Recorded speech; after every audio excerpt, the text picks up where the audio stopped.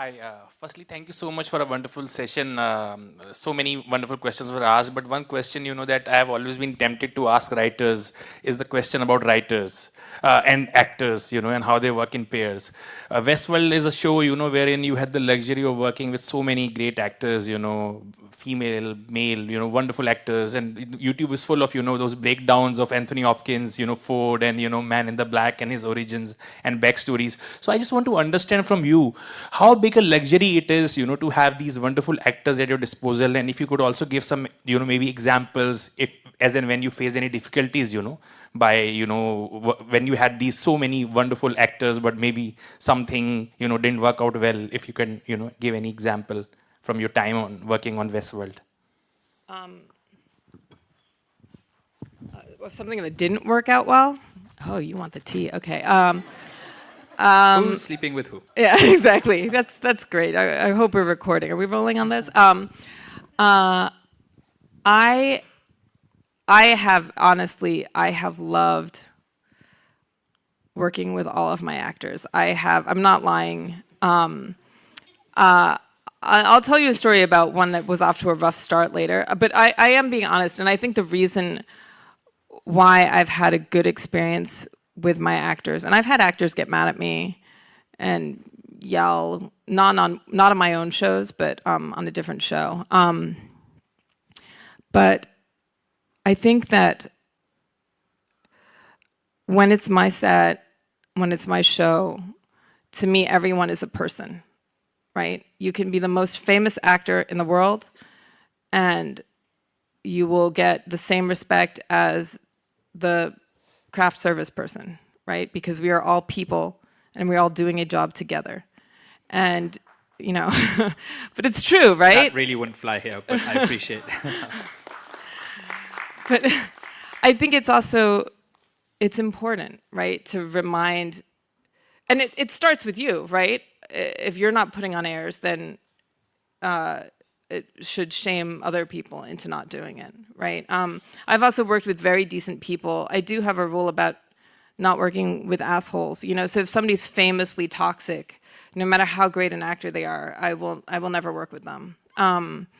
So I've worked with some lovely people. I also think, to be honest, it's hard to be an actor. Your face is out there. People have all sorts of suppositions about you. You're treated very differently from a normal human being. And in some ways, I think it's a relief for an actor to be able to talk to a showrunner, and the showrunner is going to treat them like a normal person, right? Like they have to treat them like a normal person. Because otherwise, how do you give notes? How do you demand that they show up on set on time so that you can make the show? And you have to have a mutual respect as people that is literally equal. Otherwise it doesn't work. And so I'm also very explicit about that. If I feel that might be a problem, I will talk about it in an initial interview in casting. I'll be like, this is how it works with me. If you're not okay with that, that's okay. We shouldn't work together. It's no harm, no foul, But I had not everybody likes you, at the same time you have to respect people, but you can't guarantee people will like you. And I remember working with one actor, who will remain nameless, but he's quite iconic, and he just didn't like me, right? And I knew it, and some people just don't like you. They get an impression and they're not into it, and then I had to direct him, and I was scared. And so I think the thing you have to be as a showrunner or a director or whatever is